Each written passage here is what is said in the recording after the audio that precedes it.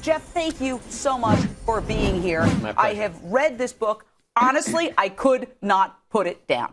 It is incredible because I lived it. I was out there every day outside court, chasing the fans, chasing the attorneys down.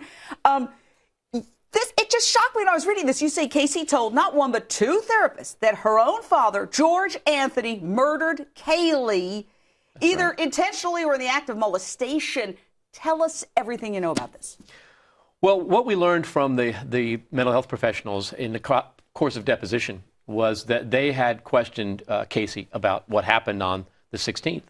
And her version was that she was awakened that day by her father.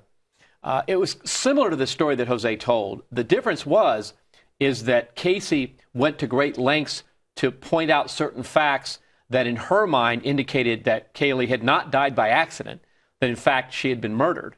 The most important one was what we all agreed to, which was that Kaylee could not have gotten in the pool by herself. Casey was very emphatic with both the doctors about that fact.